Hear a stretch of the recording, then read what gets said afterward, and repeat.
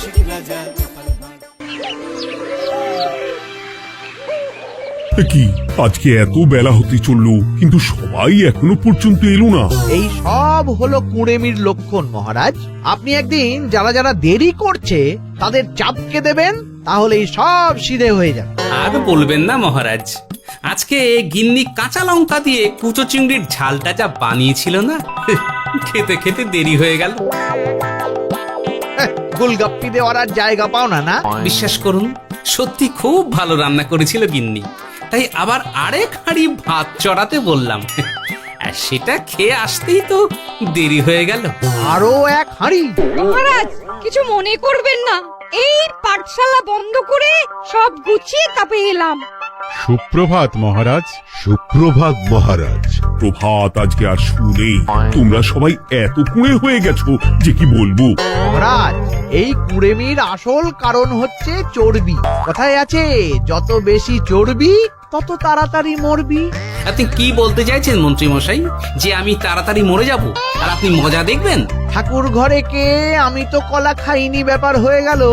গোপালের একদম মোক্ষম জায়গায় আঘাত লেগেছে, যাকে বলে ওই আঁতে ঘা। তুমি বেশি কথা বলো না বৈদ্য, ছুঁচ করে চালুনির বিচার। হ্যাঁ, বৈদ্য তো দেরি করেই এসেছে। আমার মনে হয় প্রত্যেককে এমন ভাবে প্রশিক্ষণ দেওয়া দরকার যাতে তারা একটু চনমনে হয়ে ওঠে। হ্যাঁ মহারাজ, তাহলে আগামীকাল থেকেই শুরু হোক ব্যায়াম আর অস্ত্র শিক্ষা। হ্যাঁ, কুঁড়ে থাকলে রাজ্যের কোনো বিপদ আপদেই সভাসদেরা কাজে আসবে না। ঠিক বলেছেন মহারাজ। তাহলে আর দেরি কেন, চলো সবাই এখনই আমরা মাঠে যাই। এই তো মহারাজ ভরপেট খেয়ে এলাম, এখনই মাঠে? ও সব অজুহাত দিয়ে লাভ নেই, চলো চলো চলো।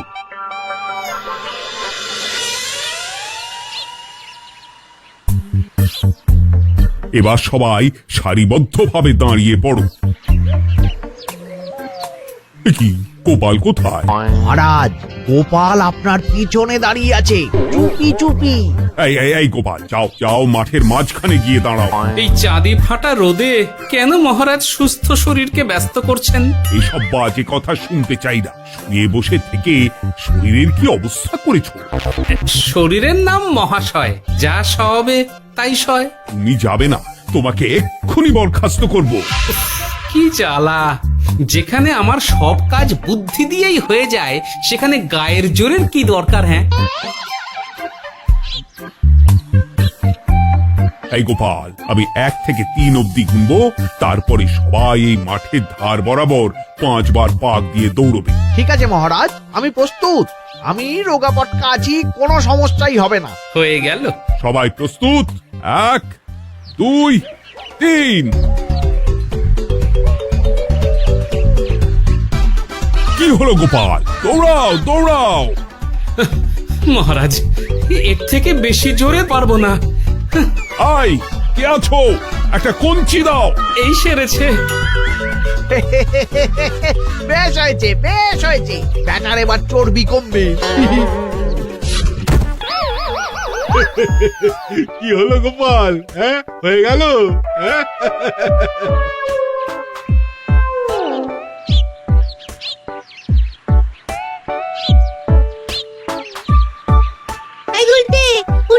আমাদের দাদু উল্টে গেছে। হ্যাঁ, তাই তো দেখছি। চল চল গিয়ে দেখি। উফ, চেহারার কি অবস্থা বানিয়েছো গোপাল, হ্যাঁ? এতটুকু দৌড়তে গেলেই চিটপটাং। তাড়িয়ে দিন মহারাজ, এরকম বেঢপ চেহারা সভাসদকে আমাদের দরকার নেই। না না, তা বললে হবে নাকি গোপাল, তুমি এক্ষুনি বাড়ি চলে যাও, কালকে আবার মাঠেই দেখা হবে। দাদু বাড়ি চলো। ওরে বাবারে,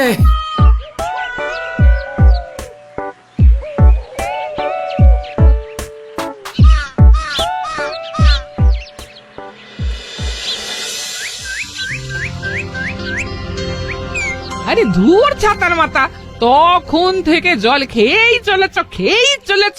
কি হয়েছে সেটা বলবে তো? শরীর চর্চা হয়েছে, শক্তি খরচা হয়েছে, আর পারছি না। উফ, বাপরে বাপ, কি পায়ে ব্যথা। এই জন্যেই আমি বলি বাপু, একটু বপুটাও নড়াও, কিন্তু কার কথা কে শোনে? ওরে বাবা, অকারণে সুস্থ শরীর ব্যস্ত করবো কেন বলো তো? বেশি নড়াচড়া করলেই আয়ু কমে যায়। তোমার এই বাজে কথা কোন শাস্ত্রে লেখা আছে শুনি? উহ, শাস্ত্রে কেন যাব, বাস্তবে জলজ্যান্ত উদাহরণ আছে। আমি মানতে পারছি না। হুম, মানতে পারছি না বললে তো হবে না, তোমাকে মানতেই হবে। বেশ, প্রমাণ করো। আমি যদি তোমাকে প্রমাণ করে দিতে পারি, তাহলে আজ থেকে বাড়ির বাজার দোকান করার দায়িত্বটাও তোমাকেই নিতে হবে। দিদা তুমি তো ফেঁসে যাবে, দাদুর সঙ্গে বাজি লড়বে না। এই বাদ দে তো, তোর দাদু আগে প্রমাণ করুক যে বেশি নড়াচড়া করলে বয়স কমে। হ্যাঁ তাহলে বাজি? হ্যাঁ বাজি। আচ্ছা ঠিক আছে, বেশ। তুমি একটা পশুর নাম বলো তো, যারা খুব তাড়াতাড়ি দৌড়য়। ঘোড়া, হরিণ, চিতাবাঘ আরো আছে। আচ্ছা, এবার সবচেয়ে আস্তে আস্তে কোন পশু চলে, এরকম একটা পশুর উদাহরণ দাও। কেন কচ্ছপ? এই তো পেয়ে গেছে উত্তর। এবার তুমি বলো তো, কচ্ছপ কত বছর বাঁচে, আর ঘোড়া, হরিণ, চিতাবাঘ এরা কত বছর বাঁচে?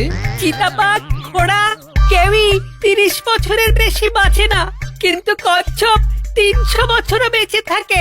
হেরেছে, হেরেছে, আমার বউ হেরেছে। উফ, জীবনের কত বড় চাপ নেমে গেল। হ্যাঁ, এই তুমি আমাকে এভাবে হারালে? তখনই বললাম দাদুর সঙ্গে বাজি লড়তে যেও না। নাও এবার খেলা সামলাও।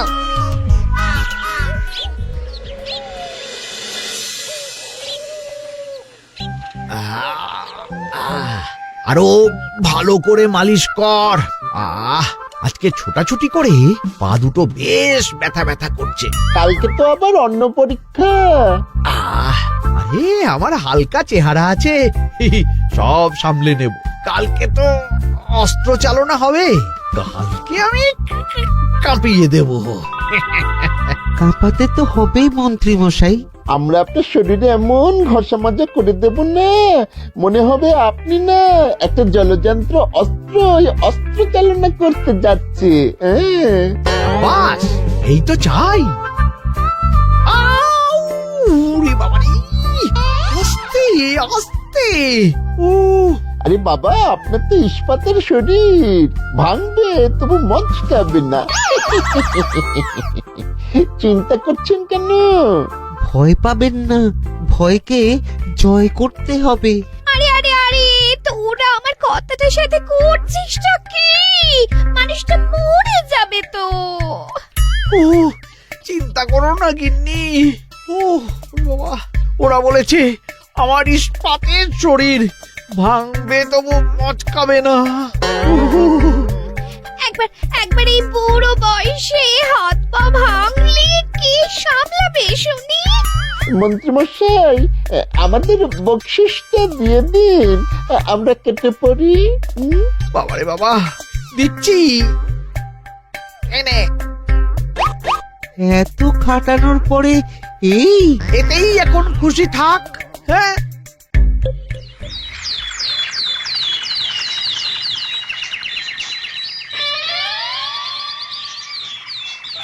এবার তোমাদের সকলকে অস্ত্র শিক্ষা দেওয়া হবে। উফ, রোজ রোজ কি জ্বালাতনে পড়েছি, বাপরে বাপ। বাবা মা কাউকে ডাকার দরকার নেই, ভালো না লাগলে রাজসভা চাকরি ছেড়ে চলে যাও। মহারাজ, এটা তো উচিত নয়। যে যেটাই পারদর্শী তাকে সেটাই করতে দিন না। একটা বাঁদরকে যদি আপনি বলেন শিকার করে মাংস খেয়ে দেখা, সে কি পারবে মহারাজ? মহারাজ, গোপাল একটু বেশি কথা বলছে, ওকে আপনি বের করে দিন। আমি তোমার কথায় গলবো না গোপাল, তোমাদের সবাইকে এখন অস্ত্র শিক্ষা শিখতেই হবে। কর্তার ইচ্ছায় কর্ম, এখন তো আমার আর কিছুই বলার নেই। তাহলে আর দেরি কেন, তোমরা সবাই একটা করে ঢাল আর একটা করে তলোয়ার তুলে নাও। সেনাপতি, বলুন মহারাজ। তুমি সকলকে অস্ত্র শিক্ষা দেবে, তলোয়ার চালানো শেখাবে। এক এক করে প্রত্যেকে তোমার কাছে যাবে, আর এক এক করে তুমি সবাইকে তলোয়ার চালানো শেখাবে। আচ্ছা মহারাজ, তাহলে ওই সবার প্রথমে চলে আসুন মন্ত্রী মশাই। হ্যাঁ, আমি প্রস্তুত। আমার শরীর ইস্পাতের মতো, ভাঙবো তবু মচকাবো না।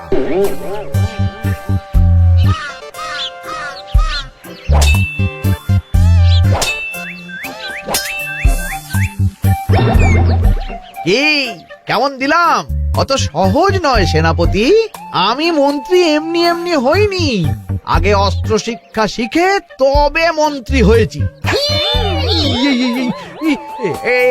এটা কি হলো? হ্যাঁ, আপনি অস্ত্র শিক্ষায় পারদর্শী, কিন্তু আরো বিচক্ষণ হতে হবে। কারণ আজকে এই পাগড়ির জায়গায় আমি যদি তলোয়ার আপনার গলার দিকে চালাতাম, তাহলে কিন্তু আপনার এই ভবলীলা এখানেই সাঙ্গ হয়ে যেত। ঠিক আছে ঠিক আছে, মনে রাখবো। এবার বাকিদের তো ডাকো। হ্যাঁ, এরপরে তলোয়ার চালানো শিখতে আসবে গোপাল। গোপাল দাদু, গোপাল দাদু। বাবা বাবা বাবা, গোপাল তুমি আবার দলবল নিয়ে এসেছো। দেখি তোমার কত দম। গোপাল, তুমি প্রস্তুত হও। হ্যাঁ হ্যাঁ, আমি প্রস্তুত। ওরে বাবারে, এ তো ভয়ানক চাপের কাজ, আমাকে বেশ বেগ পেতে হচ্ছে। সামলাও গোপাল।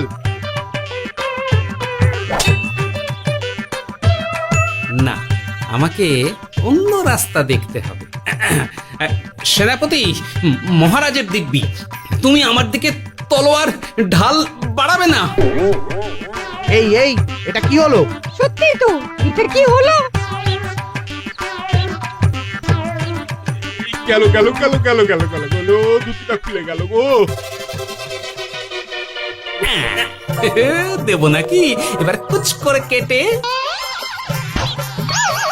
জিতে গেছি, জিতে গেছি। এটা কি হলো? শত্রুপক্ষ কখনো কারো দিব্যি শুনবে না। আর সেনাপতি, তুমি কি ওখানে দাঁড়িয়ে দাঁড়িয়ে মজা দেখছো? আমি কি করব মহারাজ, গোপাল যে আপনার দিব্যি দিয়ে দিল।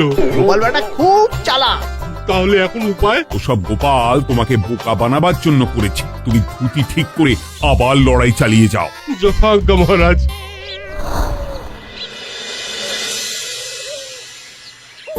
কিরে ন্যাপলা, তোদের দিদা আমার জন্য কি রান্না করে পাঠিয়েছে রে? এই তো ভাত, আলু সেদ্ধ, এই পুঁই শাকের ঝোল আর রুই মাছের ঝাল। আর তোদের যে তোষক, বিছানার চাদর আনতে বলেছিলাম, এনেছিস তো? ওই তো দাদু, কুটির গুলটে আর বাকিরা সবাই ধরাধরি করে নিয়ে আসছে। ব্যাস, তাহলে তার কোনো চিন্তা নেই। খেয়ে একটা জব্বর ঘুম দেব, কারণ এখানে যা রঙ্গ দেখছি তাতে বিকেল হয়ে যাবে। তলোয়ার শিক্ষা আজকের মতন এইটুকুই থাক। এবার শুরু হবে বল্লম শিক্ষা। সবাই আবার আগের মতন সারিবদ্ধভাবে দাঁড়িয়ে পড়ো। আহ, তোদের দিদা পুঁই শাকটা কিন্তু বেশ জব্বর বানিয়েছে। তোদের দিদার হাতের রান্নার কোনো তুলনাই নেই। আহা, কি স্বাদ! কি গোপাল আবার কোথায় গেল? এই তো মহারাজ, আমি এখানে ওই পুঁইয়ের ঝোল আর রুইয়ের ছাল দিয়ে ভাত খাচ্ছি। এসব কি মাঠের মধ্যে খাওয়া? আরে শরীরটাকে তো রাখতে হবে। তাড়াতাড়ি খেয়ে এইদিকে এসো। আসছি আসছি আসছি। এবার আমি তোমাদের দেখাবো কিভাবে বল্লম নিয়ে তেড়ে যেতে হয়। দেখান মহারাজ।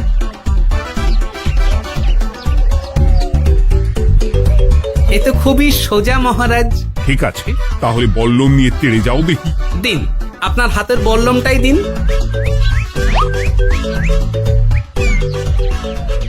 আরে আরে, গোপাল তো মাঠ থেকেই চলে গেল। আমি ডেকে আনছি মহারাজ। আরে আরে, ও গোপাল, গোপাল, মহারাজ ডাকছেন। আমোদ আমোদ। মহারাজ বলেছেন বল্লম নিয়ে তেড়ে যেতে, তেড়ে গিয়ে আবার ফিরে আসতে তো উনি বলেননি। আরে, এ তো মহা মুশকিল। উনি এক্ষুনি তোমাকে মাঠে ফিরতে বললেন। সেটা আপনাকে বলতে পারে সেনাপতি, আমাকে তো বলেনি। আমি চললাম।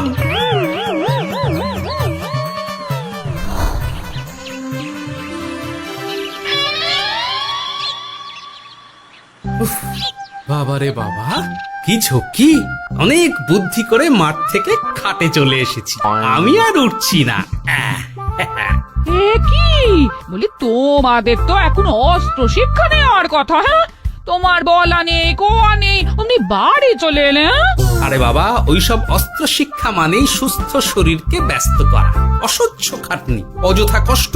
কষ্ট করলে তবে কেষ্ট পাওয়া যায়। হ্যাঁ, তোমায় আমি আগেও বুঝিয়েছি, যেখানে বুদ্ধি কথা বলে সেখানে দেহের শক্তি নীরব দর্শক গিন্নি। আরে বাবা, সে না হয় বুঝলাম, কিন্তু মহারাজ তো ভালোর জন্য সবাইকে অস্ত্র শিক্ষা দেওয়ার চেষ্টা করছে না? আরে বাবা, যা ঘুমো।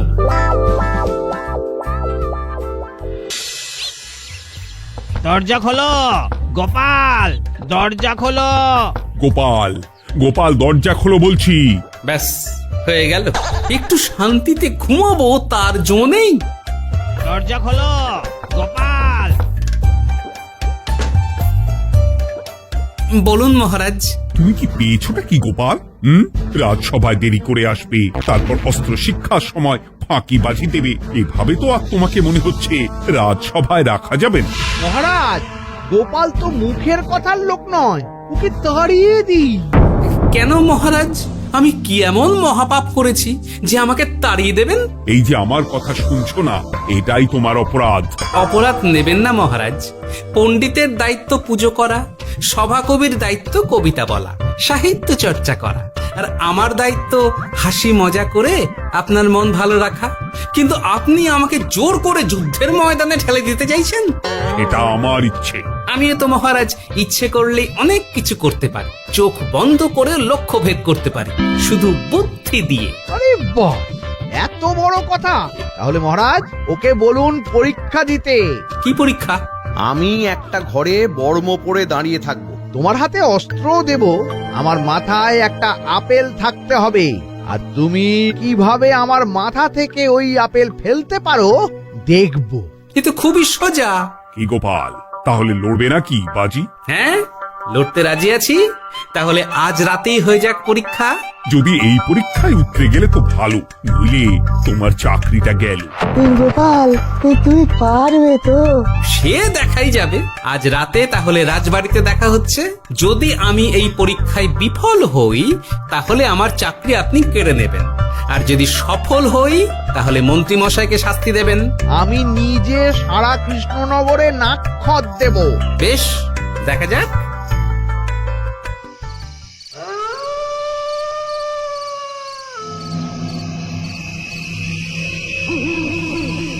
কি মন্ত্রীমশাই, ব্যবস্থা সব ঠিকঠাক হয়েছে তো? হ্যাঁ, এবার শুধু গোপালের পরীক্ষার পালা।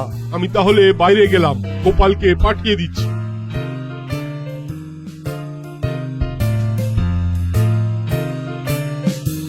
এবার যাও গোপাল, ঘরের ভিতরে যাও, দেখি তুমি কি করে মন্ত্রীর মাথা থেকে আপেল ফেলতে পারো। আপনি তো শুধু আমার চোখ ঢেকেছেন, আমার নাক মুখ কানও ঢেকে দিন, যাতে ঘ্রাণেন্দ্রিয় শ্রবণেন্দ্রিয়েরও সাহায্য না নিতে পারি। বেশ, তাহলে তাই হোক। আয়, কে আছো? গোপালের মুখ নাক আর কান ঢাকো। যথা আজ্ঞা মহারাজ। একটু মোটা কাপড় দিয়ে নাক মুখ ঢাকো, হ্যাঁ, যাতে সেভাবে আপেলের গন্ধ না পাই। বেশ বেশ।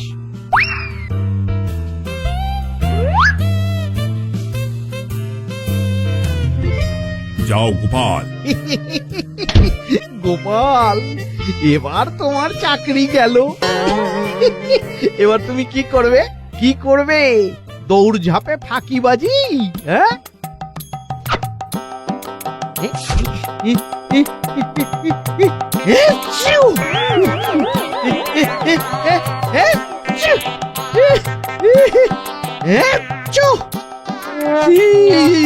গেল গেল গেল গেল গেল, আপেল পড়ে গেল।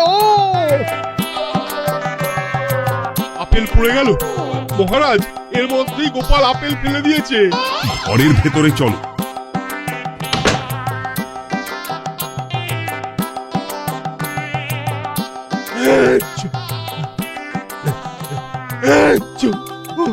বাবারে, এ কি? ওরে বাবারে বাবা, কি ঝাঁজ! ওরে বাবারে বাবা। কি মহারাজ, দেখলেন তো গোপালের চমক? অস্ত্র ছাড়াই আপেল ফেলে দিলাম। কি, এটা তো তুমি নীতি বিরুদ্ধ কাজ করেছো। সারা ঘরে নস্যি ছড়িয়ে দিয়েছো। মহারাজ, হাঁটতে গিয়ে আপেল পড়ে গেছে। এবার সারা কৃষ্ণনগরে নাক্ষত দিতে হবে। সত্যি সত্যি গোপাল, বুদ্ধি তো তোমার জুড়ি মেলা আভার। আমার নাম গোপাল ভাঁড়, একটা কথা মনে রাখবেন, কেউটে সাপের লেজে পা দেবেন না, আর গোপালের কাজে বাধা দেবেন না। যে কাজ বুদ্ধি দিয়ে করা যায় তার কাছে শক্তি ছোট্ট শিশু মাত্র। সত্যি গোপাল, আজ তুমি সেটাই প্রমাণ করে দিলে। আর আজ থেকে তোমাকে তোমার ইচ্ছার বিরুদ্ধে খাটাবো না। তুমি খাও দাও, বুড়ি বানাও। যার যা কাজ সে তাই করবে। যেমন এখন মন্ত্রী মশাই নাক্ষত দেবেন। হ্যাঁ, ভুল করে বাজি ধরে ফেলেছি, এখন নিজেই চাপে পড়ে গেলাম। তাহলে আর দেরি কেন? নাক্ষত এখন থেকেই শুরু হোক। কৃষ্ণনগরের রাস্তা শেষ হতে হতে সকাল হয়ে যাবে।